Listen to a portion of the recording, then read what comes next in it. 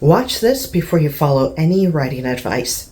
Hi, I'm the eccentric Raven. I help readers read and writers write.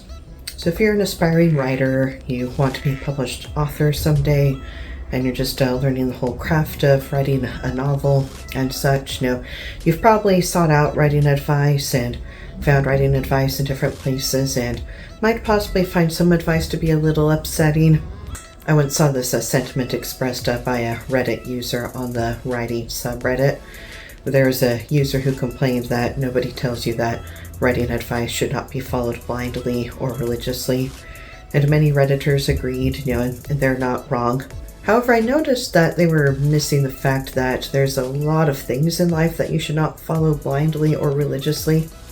So I realized then that a lot of veteran writers make the mistake of assuming that new authors are just going to use their common sense and understanding that you don't just follow writing advice literally.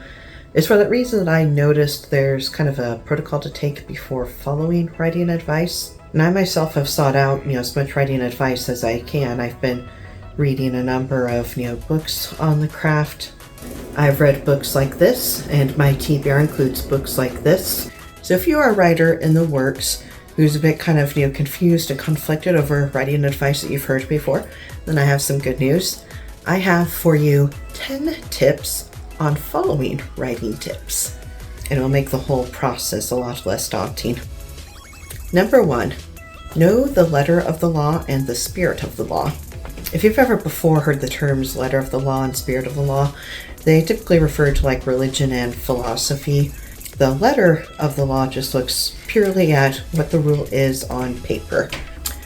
Now, spirit of the law looks at what the whole kind of point and purpose is of that said rule. So spirit of the law asks the questions, why do we follow it? What's the point? Why does this law even exist? So whenever I listen to writing advice, I observe both the letter of the law and also the spirit of the law.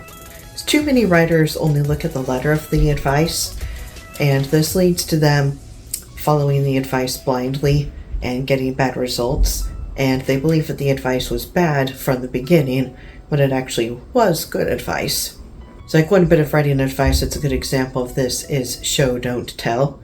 Show don't tell is good writing advice, but a lot of writers think that it's bad just because they followed it to the letter without any sort of regard to the spirit of the law. They kind of missed the point, like why? What's the whole point? What's the whole purpose?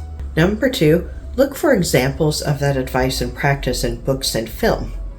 So one way that I can recognize good writing advice is when I see the tip well played out in good books and films. So for example, in Uglies by Scott Westerfeld, he demonstrates how to create a fascinating world without info dumping. And Brandon Sanderson's books demonstrate how to create proactive characters. And then The Hunger Games is a pretty good example of how to rise tension and how to have some clever plot twist. Number 3, know that you can't control the consequences. I've seen so many writers say that they disagree with a piece of writing advice and they don't realize that that advice would actually be in their best interest. And this is where it comes to play the problems with when you look only at the letter of the law, not the spirit of the law. So for example, I've heard writers say, well, I disagree with the notion that the first 10 pages mean everything. Well, I know readers who say that if they don't like it after the first 5 pages, then they will toss it out. One of the biggest ones for me is when someone says, well, I disagree with show don't tell. Well, unfortunately, the reader who tosses their book or Kindle across the room and shouts, man, did they think that the saying is tell, don't show? Is an example of why you might want to consider that. So you may need to ask yourself, what would happen if I do X? What could happen if I do Y? And sorting out what advice to listen to kind of requires careful judgment and critical thinking. There's no better way to decipher good advice from bad advice than to plot out the consequences.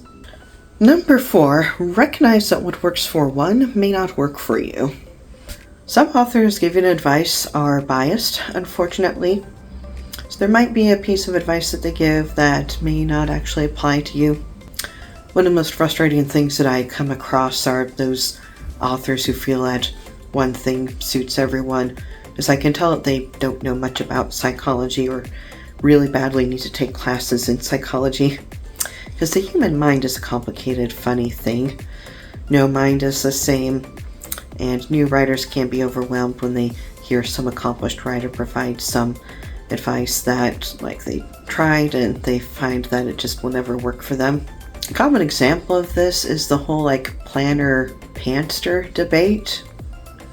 Some authors are planners or plotters or outliners, architects as you could call them.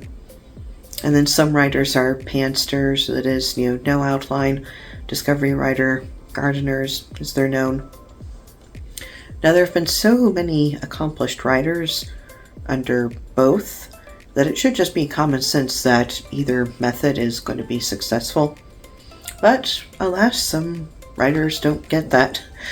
And so there'll be some writers who'll say, you need to use an outline. You're wasting your time if you don't use an outline. And then there's some writers who are like, oh no, don't use an outline ever. It'll ruin your story if you use an outline. And they're both wrong, because about every human mind is different. Number 5, recognize that you may want to try new things, even those that you disagree with. At the same time, sometimes it's worth trying advice that you thought you should avoid for no reason other than to learn how to be a better writer. Writers are constantly learning and improving their craft. Sometimes you have to try different methods before figuring out what works for you. So for example, when it comes down to planning, plotting versus pantsing, you might want to experiment with both to figure out which you are. Are you a planner or a pantster or in between? Like myself, for example.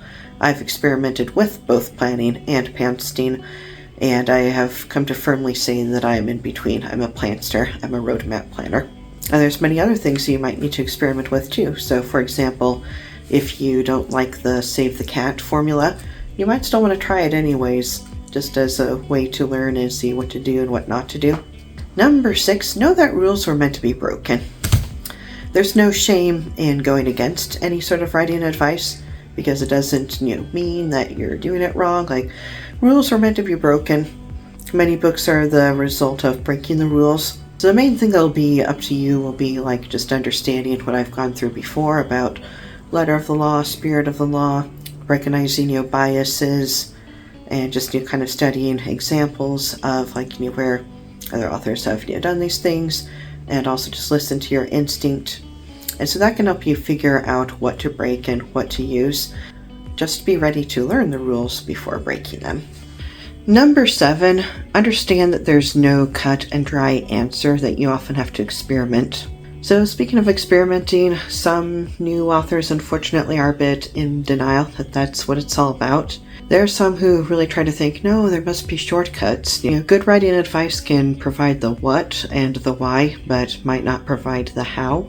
And here's where many new authors make the mistake of just going on social media and asking for tips in a way as if they seem to think like there's just kind of one size fits all answer that applies to everyone, but there isn't.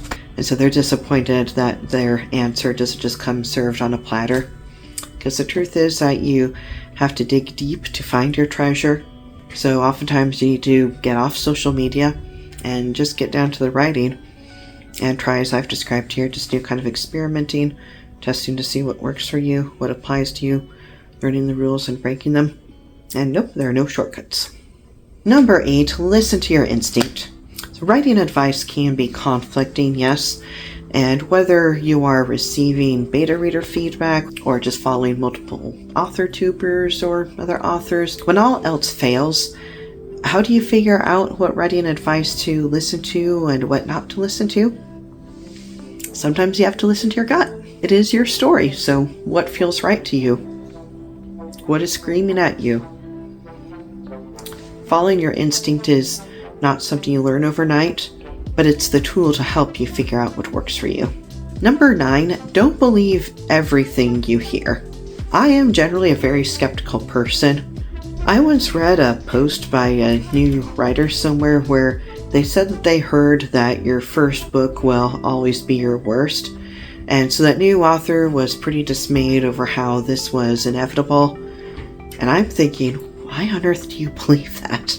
And so, this particular example, I've noticed a lot of new writers believing this for some reason, because one, they're kind of confusing first book with first draft, and you will never publish your first draft. No author is ever going to publish their first draft. Your first draft, yes, will be terrible, but you're going to publish your final draft, not your first draft. And also, there are lots of writers out there where their first book actually was the best book of their career. There have definitely been many writers out there where they start out really strong in the beginning, but then like later on in their writing career, like they've kind of gone kind of stale. Overall, it's healthy to be skeptical. And now, last of all, number 10, make sure that you heard it right. Writing advice can be spread like a game of telephone. So sometimes writing advice will accidentally be, misquoted. And so there have been times before when people have said, oh, this and that is bad writing advice. And I think to myself, whoa, that's not what it was saying. So good writing advice is often misquoted. So for example, write what you know is good writing advice. But there are a number of people who say, oh, it's bad advice, because they seem to think that the tip is saying, write only what you know. Write only what you know, yes, is terrible advice, but write what you know does not mean write only what you know. Write what you know means when you need inspiration, you can draw on what you know, and it can help you get unstuck.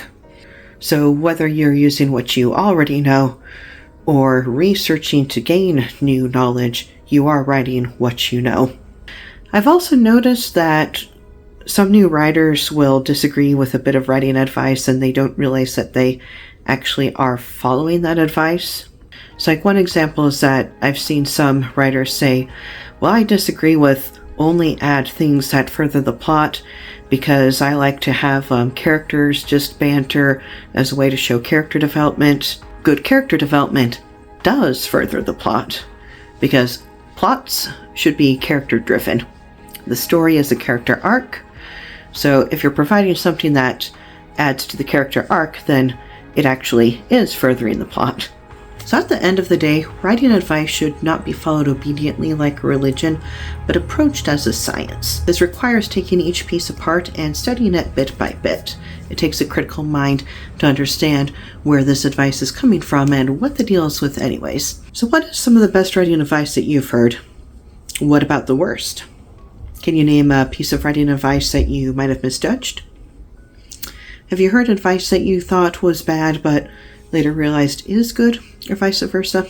Leave a comment. I'm definitely curious to hear. And if you liked this video and found it helpful, please like it and subscribe so then you can watch more videos like this in the future. I post both authortube and booktube stuff. And if it helps, I'm a booktuber who actually does not do romantasy.